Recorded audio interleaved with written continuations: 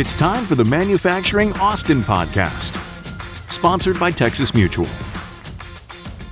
Welcome. My name is Ed Latson. I'm the Executive Director for ARMA, and this is the Manufacturing Austin Podcast. Today, our guest is Randy Myers, Senior Vice President with Luminex, a manufacturer and developer of biological technologies in support of the life science industries. Randy, it's great to have you here. I know you've been busy making COVID tests. What's it been like this past 7 months? We went from a very minor portion of our portfolio dedicated to this kind of a test for this particular virus, obviously, and we have quadrupled our output in the last 9 months. And that's been everything from the supply chain to people, automation, plastics molding. When they say it takes a village, it really does. And we have added space, people, equipment, and supply chain at a rate that's just unheard of in that amount of time, especially in an FDA regulated environment. So very proud of the team.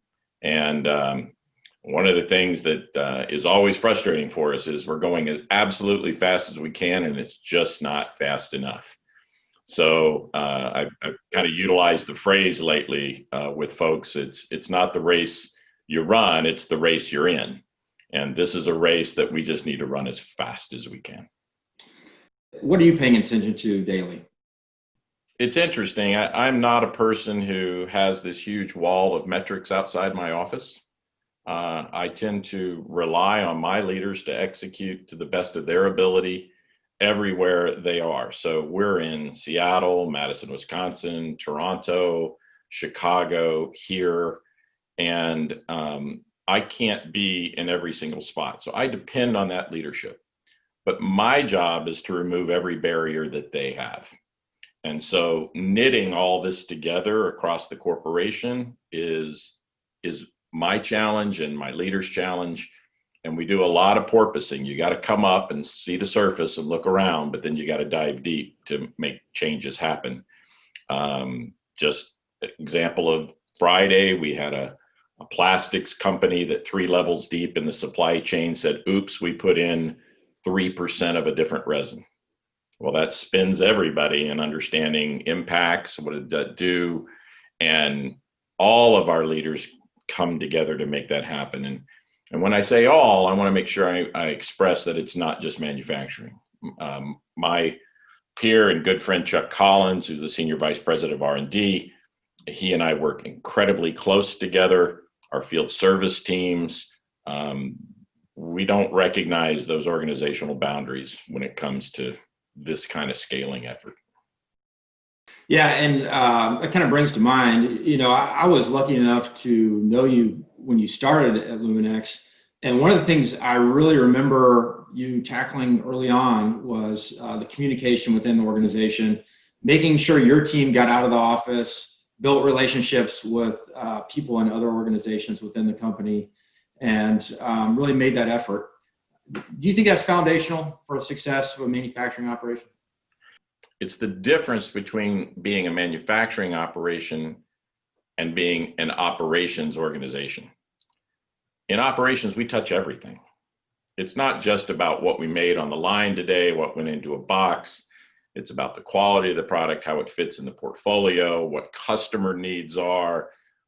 We are responsible for design transfer and scaling of products as it comes in from R&D. Our marketing team, as they go into new markets, they need to understand how we can support that. Field service, obviously, well integrated with those teams.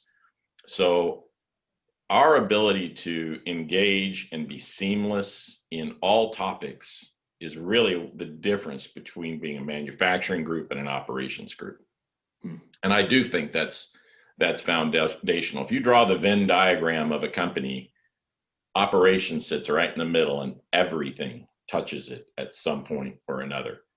It also lets our people move. I mean, if they want to grow their careers, they can move into ancillary spaces because they're familiar with it, as opposed to, hey, look, dude, I just make something each day. Mm-hmm. So it's really important, super important. There's a lot of talk in the manufacturing space about automation, digitization. How are you using these tools? I think people can get in love with those tools a little too quick. I'm going to be honest. So we have multiple product lines that we build every day on automated equipment. We just landed another $1.9 million piece of equipment literally Friday night and in the back door. And it's went into the clean room Saturday morning, and the source is here today setting it up. So certainly where it is appropriate and applicable, it's about, can I drive consistency of execution and volume of execution with automation? But there are a lot of things that don't lend itself to automation. The electromechanical box build of all of our instruments, we have a lot of chemistry formulations and those types of things that just require really smart people doing their job and helping them to do it consistently every day. So where automation is appropriate, go for it. Where it's not, don't try and force fit it. And that's kind of where we've landed. You've been in a wide variety of environments in your career that had a high level of oversight, including semiconductor equipment. But now you're in a facility that's FDA regulated. What's that like in comparison to other places you've been? Before semiconductors, I was actually in aircraft engines for 10 years. And so I had the FAA, and then a whole lot of folks in the SEC talking about what to do in semiconductors, and now the FDA on this molecular diagnostics and devices. Back when I was in aircraft engines and the FAA, you screwed up, people fell a long way. And so there was a lot of structure, a lot of testing, a lot of surety that was required because people could get hurt. The FDA is no different than that. Their job is to ensure the health and safety and efficacy of things that go into the general population. Now, this pandemic time has stressed the FDA beyond their imaginable limits. Things that would normally take years, people are trying to get it done in months. And with that always comes some error bar associated with that. I think a lot of our agencies have taken a black eye, and perhaps undeservedly. You look at the first CDC test that came out that didn't work real well in the hands of people in Seattle or New York and had to change. When you move at this speed and things that cross an entire population, the error bar gets very wide. And I think the FDA has done a pretty decent job of trying to deal with that. Just to close, you're overseeing this large operation, mission critical products. What keeps you up at night, Randy? So several things. As I tell people, I used to be 6'4" and good looking, and this is all that's left. But one is, we are an organization about 550 people strong across 5 different sites, and it's keeping my people here every day for a variety of reasons. We have been lucky in that over the course of the last 9 months, we've had very few corona positives and none inter-office transmissions. So we mask up, we try to maintain distance where appropriate and possible. But you always worry about that call that says Johnny, Susie, Billy, Bobby, Sally are all out today. And I have not gotten that. So that certainly keeps me up. There's also always the challenge of keeping your best. We talked about people not necessarily as invested perhaps as they used to be. And so, when you have leadership change and people moving, then you've got to react to all that. And if you don't stay focused on keeping your leadership coffers full, then it really starts to unravel on you a little bit. That keeps me awake at night. And then right now is our ability to scale to meet the demand. We've gone from like 600,000 tests last year in our Aries product line to, we will finish this year over 3 million.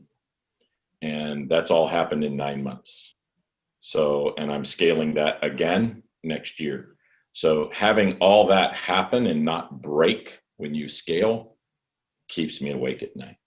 So it's funny, it's product, it's people, it's the standard stuff. But when you move at the pace that we're moving at right now, things can get a little wonky, and you just got to keep the car on the road. Yeah, and I think maybe a closing thought is we can all wish that 2021, 2022 brings an easing of that demand on the COVID test, and we can turn this corner. But Randy, I really appreciate your time today. It's been a great conversation. I'd also like to thank our sponsor, Texas Mutual, for making this possible. This is the Manufacturing Austin podcast, and we'll see you next time.